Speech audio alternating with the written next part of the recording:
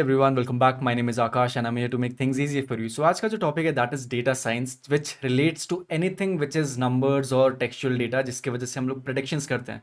कहाँ पर यूज़ होता है data science? Generally banking sector में यूज़ होता है जहाँ पर आपको predictions करनी पड़ती हैं, स्टॉक मार्केट एनालिसिस या फिर आपको सेल्स predictions करनी है. उन सारी जगहों पे डेटा एनालिसिस बहुत यूज़ होता है. But one thing that I have noticed as a software engineer in AI, जब भी आप कोई भी डेटा प्रोसेस करते हो आपको उसमें बहुत ज़्यादा स्टेप्स होते हैं. आपको डेटा को क्लीन करना पड़ता है, आपको डेटा को एनालाइज करना होता है. Even before you feed it to the AI आपको उसको प्री प्रोसेस करके उसको अरेंज करना पड़ता है. ये बहुत ज़्यादा स्टेप्स होते हैं before you try to feed the data into an AI model. So ये सारे स्टेप्स हम लोग कवर करेंगे आज के सेशन में in a simple to understand manner. So let's see data science किस चीज़ों से बना है. सो जनरली मैथमेटिक्स से रिलेटेड जितनी भी चीज़ें हैं वो सब डेटा साइंस में यूज हो जाती हैं. जैसे स्टेटिस्टिक्स जहाँ पर हम लोग मीन, एवरेज, मीडियन या मोड कैलकुलेट कर रहे हैं. डेटा एनालिसिस बेसिकली एवरेज कैसे आप देख रहे हो, आप टॉप 10 वैल्यूज़ देख रहे हो, टॉप 5 वैल्यूज़ देख रहे हो.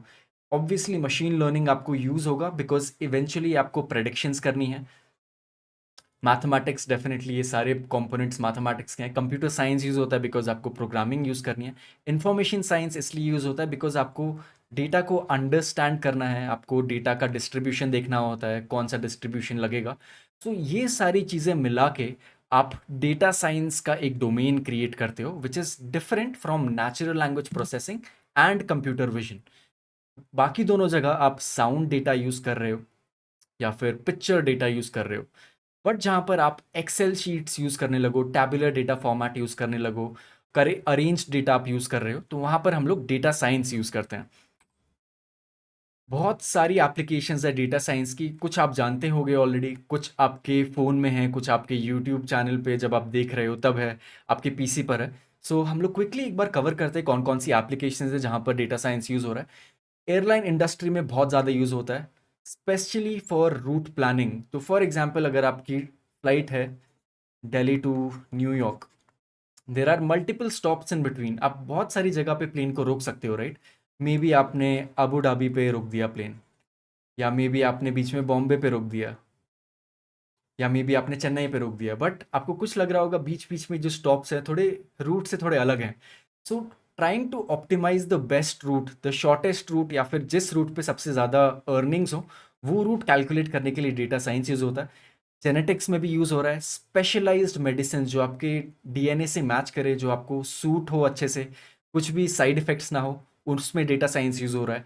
डिजिटल मार्केटिंग में, सो फॉर एग्जांपल अगर आप अभी यूट्यूब देख रहे हो एंड फॉर एग्जांपल थोड़ी देर में एक ऐड आने वाली है, तो स्टूडेंट वन के लिए जो ऐड है वो डिफरेंट होगी स्टूडेंट टू से. वाई? बिकॉज स्टूडेंट वन के प्रेफरेंसेस अलग है. हो सकता है student one is of a science domain, या फिर अभी वो बोर्ड्स के लिए पढ़ रहा है स्टूडेंट, तो that's why they have ads related to books or maybe some other educational channel. And the student two which is in college right now, जो कॉलेज के लिए पढ़ रहा है, उसके जो एड्स होंगी, जो एड्स दिखाई जाएंगी उनको, वो थोड़ी अलग होंगी. इंटरनेट सर्च में यूज़ होता है, सर्च एल्गोरिदम्स. गूगल बहुत ज़्यादा यूज़ करता है डेटा साइंस. फाइनेंस में, बैंकिंग सेक्टर में फ्रॉड डिटेक्शन, जैसे मैंने आपको बताया. सो डेटा साइंस की बहुत ज़्यादा एप्लीकेशंस हैं ओनली बिकॉज ऑलरेडी बहुत ज़्यादा डेटा प्रेजेंट है. 1950s से लेके 2000s तक हमारे पास बहुत ज़्यादा टैबुलर डेटा प्रेजेंट है. तो कुछ डेटा बुक्स में एंट्री का है, कुछ डेटा आपके पास हार्ड ड्राइव्स में प्रेजेंट है. तो ये सारा डेटा यूज़ करके आप कैसे प्रेडिक्शंस कर सकते हो, चीज़ों को अच्छा बना सकते हो. That is what data science is about. So हम लोग एक क्विक एग्जाम्पल लेंगे of a restaurant. I think हम लोगों ने ये देखा था पहले, प्रोजेक्ट साइकिल में देखा था हम लोगों ने ये. सो what is this? This is a 4W problem canvas. What does it do? कोई भी प्रॉब्लम को अगर आपको सॉल्व करना है एआई के थ्रू, तो आपको एक एआई प्रोजेक्ट क्रिएट करना पड़ता है. बट वो एआई प्रोजेक्ट क्रिएट करने के लिए आपको एक प्लान होना चाहिए आपके पास. So this is the first part of plan, जहाँ पर आप प्रॉब्लम को डिफाइन करते हो. तो किसको प्रॉब्लम हो रही है? रेस्टोरेंट ओनर्स को प्रॉब्लम हो रही है. क्या प्रॉब्लम है? फूड वेस्टेज हो रहा है रेस्टोरेंट में. लोग आ रहे हैं शाम में बट कभी कभी कम लोग आते हैं तो खाना वेस्ट हो जाता है. So that is the problem. And solution क्या होगा? बीइंग एबल टू प्रेडिक्ट कि हर दिन कितना खाना बनाया जाए. For example Monday to Saturday आपका रेस्टोरेंट चालू है, एंड मंडे को मे बी थोड़ी कम क्राउड आती है, ट्यूसडे को ज़्यादा आती है, थर्सडे को कम आती है, and so on. So how do you decide कि हर दिन कितना खाना बनाया जाए ताकि फूड वेस्टेज ना हो? सो उसके लिए 4W प्रॉब्लम कैनवस यूज होता है. So the first step which comes in this data analysis part है, सबसे पहले तो आप डेटा कलेक्ट करोगे. आप कैसे प्रेडिक्ट करोगे कि कितना खाना बनाना है? तो खाना बनाने के लिए जितना भी डेटा यूज़ होता है तो आप वो पहले कलेक्ट कर लोगे. डिश का नाम क्या है, for example paneer butter masala, may be pizza और मे बी पास्ता. डिश का प्राइस क्या है? प्राइस आपको इसलिए पता करना पड़ेगा क्योंकि इवेंचुअली आपको कॉस्ट भी देखनी है. क्वांटिटी कितनी बन रही है हर दिन, कितना खाना वेस्ट हो रहा है हर दिन, कस्टमर्स कितने आए थे एंड फिक्स्ड कस्टमर्स कितने हैं. So how do you collect all this data? You collect it in a tabular format जहाँ पर जितने भी कॉलम्स हैं वो सारे यहाँ से आ रहे हैं. These are the column names, column 1, column 2. So once you have this data you can get a big idea. एक हाई लेवल आइडिया आपको मिलेगा कि ठीक है, ये सब डेटा यूज़ हो रहा है, हर दिन इतना डिश क्रिएट हो रहा है, हर दिन इतनी क्वांटिटी प्रोड्यूस है, क्वांटिटी लेफ्ट भी इतनी है. सो आप डेटा को एनालाइज कर सकते हो, डेटा को एक्सप्लोर कर सकते हो. So once you have explored the data आप थोड़ी प्लॉटिंग करोगे. ठीक है, तो पनीर की जो डिशेज़ हैं उसकी फ्रीक्वेंसी बहुत ज़्यादा है, आलू के डिशेज़ हैं उनकी फ्रीक्वेंसी बहुत कम है, मे बी रोटी का एक कांस्टेंट रेट है, हर दिन पर टेबल 50 रोटीज़ जा रही हैं एंड सो ऑन. बट इस सारे डेटा में हो सकता है थोड़ी वैल्यूज़ मिसिंग हो, किसी किसी दिन का डेटा प्रेजेंट नहीं है, किसी दिन का डेटा गलत है. सो वो चीज़ साफ़ करने के लिए आप डेटा क्लीनिंग यूज़ करते हो. Once you have clean the data तब आप मॉडल सेलेक्ट करके मॉडल ट्रेन कर सकते हो. So what is the next step?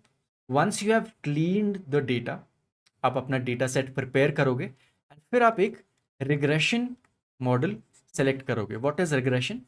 Please recall, दो टाइप ऑफ मॉडल्स होते हैं, एक होता है रिग्रेशन और एक क्लासिफिकेशन. हम लोग सुपरवाइज लर्निंग की बात कर रहे हैं. सो रिग्रेशन में आप वैल्यूज प्रेडिक्ट करते हो, वेराज क्लासिफिकेशन में आप क्लासेस प्रेडिक्ट करते हो. अब याद आया थोड़ा. सो हम लोग यहाँ पर रिग्रेशन इसलिए यूज़ करेंगे क्योंकि हमें प्रेडिक्ट करना है कि हर दिन कितना खाना बनाना है और मे बी हर दिन कितना खाना वेस्ट होने वाला है, तो उसके अकॉर्डिंग आप अपनी डिशेस चेंज कर दो. सो उसके बाद आपके पास अगर आपका डेटा कलेक्ट हो गया है, फॉर एग्जांपल आपके पास 100 डेज़ का डेटा है, तो आप सारा का सारा डेटा तो नहीं यूज़ करोगे, बिकॉज आपको 80 डेज़ का आप डेटा ट्रेन करोगे ताकि आप 20 डेज़ का जो लास्ट का डेटा है उस पर आप अपना मॉडल टेस्ट कर पाओ कि ये मॉडल सही से चीज़ें बता रहा है या नहीं बता रहा है. ठीक है, तो after you have divided the data set you have to train the model and this is the training part and this is the testing part. So ये पार्ट होता है डेटा मॉडलिंग का. फिर इसके बाद हम लोग मॉडल को इवैल्यूएट भी करते हैं. कैसे इवैल्यूएट करोगे? आप नया डेटा प्रोवाइड करोगे मॉडल को. फॉर एग्जांपल आपने मंडे फ्रॉम सितंबर, सितंबर का फर्स्ट मंडे से लेके अक्टूबर के लास्ट मंडे तक के डेटा पे मॉडल को ट्रेन कर दिया है. ठीक है, आपके पास एक मॉडल क्रिएट हो गया. अब आप कहाँ हो? अभी आप नवंबर में हो. ठीक है, तो नवंबर का थोड़ा इस वीक का आप डेटा ले सकते हो. वीक 3 चल रहा है. ठीक है, सो वीक 3 का डेटा आप फीड करोगे मॉडल में और आप चेक करोगे कि कितना एक्यूरेटली उस मॉडल ने आंसर दिया है. तो this is called model evaluation. ठीक है, तो ये सारे स्टेप्स होते हैं किसी भी एक प्रॉब्लम को सॉल्व करने के लिए. That was just to give you a basic idea कि डेटा साइंस के थ्रू प्रॉब्लम कैसे सॉल्व करी जाती है.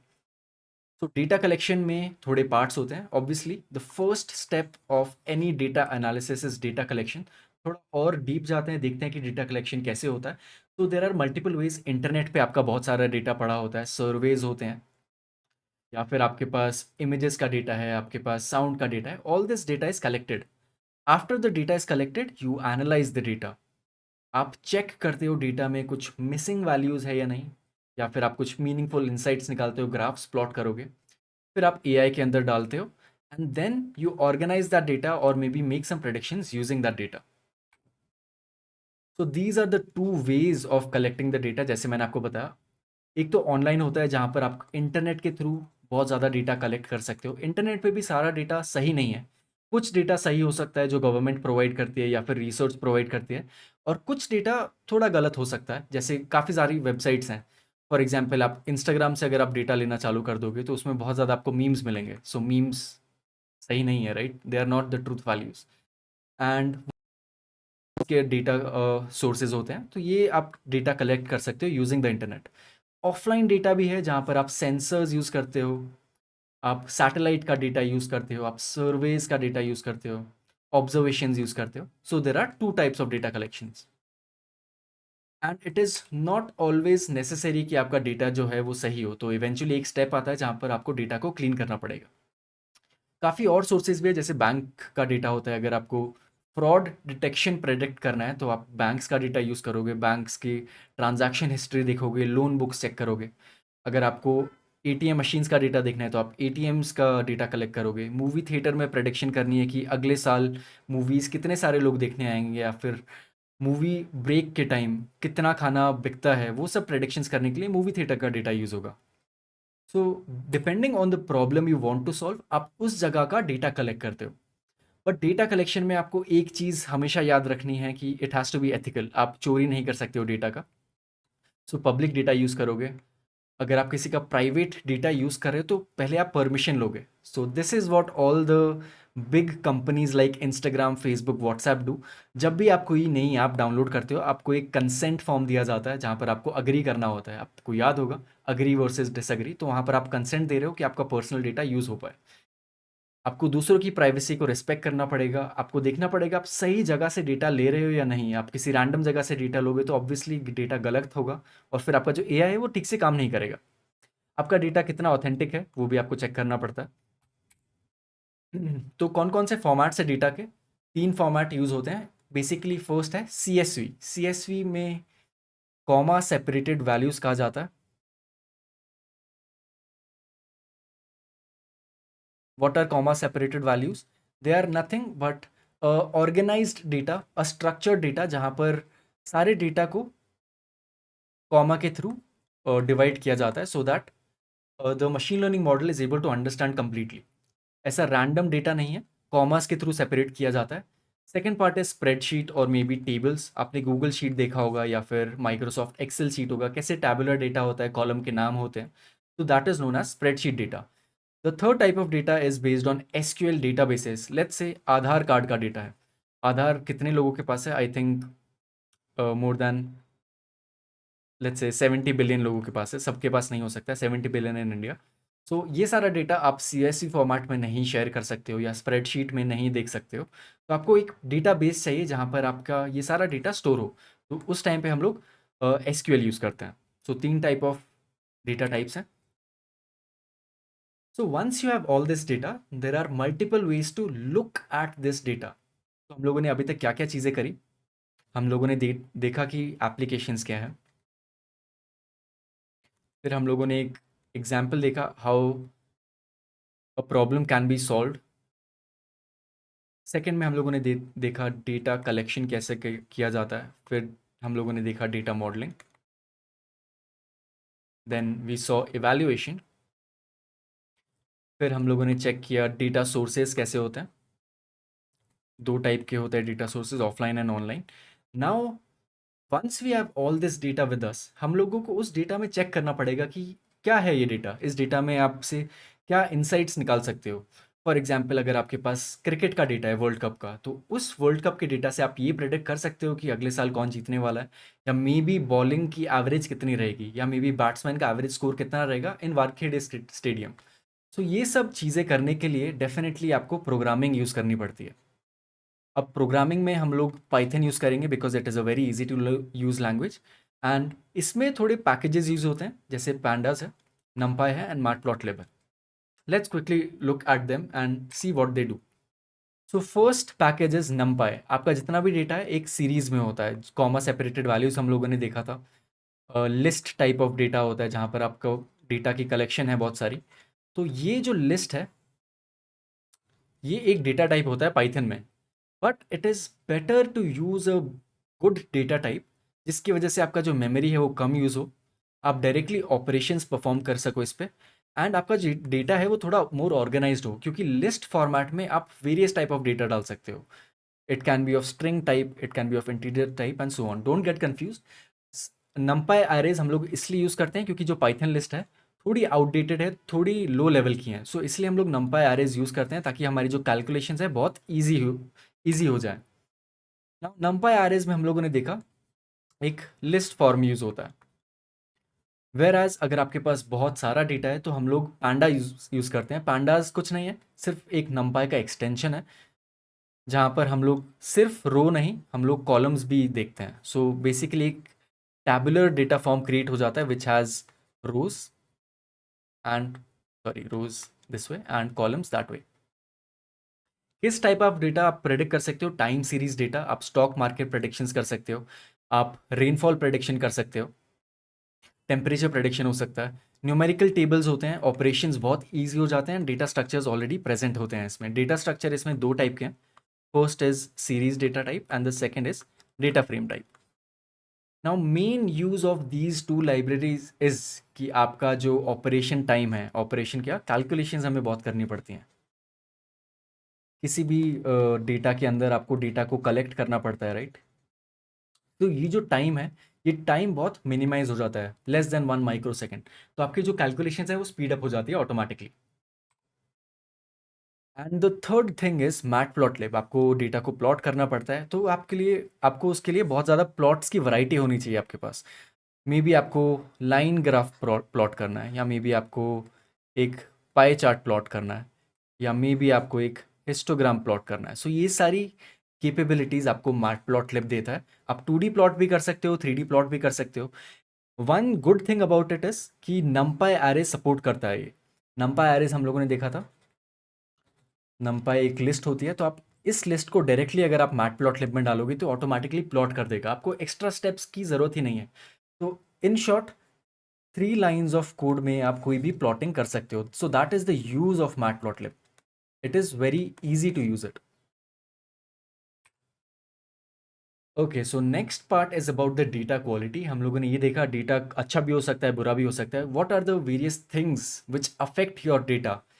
गलत वैल्यूज़, फॉर एग्जाम्पल किसी भी क्लास में आप किसी का वेट कलेक्ट कर रहे हो, वेट की वैल्यूज़ क्या होती है? इंटीजर वैल्यूज़ हो सकती हैं, 45, 56, 67, बट रैंडमली बीच में किसी ने आदित्य लिख दिया, तो this is not a right value, it is an erroneous value. और किसी का वेट आ गया 0.1, so this is also an erroneous value, or you can also say this is an outlier, it does not fall within the natural range। Outliers और कैसे हो सकते हैं? किसी का वेट अगर 110 kg है, तो इसकी वजह से आपका जो पूरा डेटा सेट है वो स्क्यूड हो जाता है, आपका डेटा सेट थोड़ा अलग दिखने लगेगा। तो उन सारे डेटा को हम लोग आउटलायर्स बोलते हैं, जो नॉर्मल रेंज के अंदर फॉल नहीं कर रहे हैं। The other type of errors are null values, जहाँ पर आपकी वैल्यूज़ मिसिंग हो, या फिर आपकी जो वैल्यूज़ का डेटा टाइप है वो डेटा टाइप थोड़ा अलग है, एंड मिसिंग वैल्यूज़ भी हैं। So these are the various kind of quality issues which come in data quality. तो we already saw there are multiple type of plots. So आपके syllabus में 3 टाइप ऑफ प्लॉट्स हैं। First is bar chart, ऐसा दिखता है, bars create होते हैं ताकि आप वैल्यूज़ को कंपेयर कर सको, आपको ईजिली विजिबल हो कि कौन सी वैल्यू ज़्यादा है, कौन सी वैल्यू कम है। The second type of bar chart or second type of visualization technique is histogram. It tells you कि आपका जो डेटा है उसकी मैक्सिमम रेंज क्या चल रही है। फॉर एग्जाम्पल आपने अगर क्लास का वेट प्लॉट किया है, ठीक है, आपकी क्लास में प्रोबेबली 50 स्टूडेंट्स हैं, एंड आपने उन सब का वेट प्लॉट किया, so it looks like this. तो आप ये देख रहे हो, तो यहाँ पर है 25 kg and this is 110 kg, but आपकी जो मैक्सिमम वैल्यूज़ हैं वो लाई कर रही हैं 45 to 65 kg के बीच में। तो this is the use of histogram, आप पता कर सकते हो कि मैक्सिमम वैल्यूज़ कहाँ प्लॉट हो रही हैं। There is also another thing called scatter plot. ये डिसकंटिन्यूस डेटा है, जहाँ पर आप डिफरेंट चीज़ें प्लॉट कर सकते हो, for example weight versus height. So these are various data visualization techniques. And with this, we have covered the data science chapter. I hope you were able to understand a lot of things. Next chapter में हम लोग computer vision discuss करेंगे. I'll be seeing you in the next one. Till then, stay awesome. Bye bye.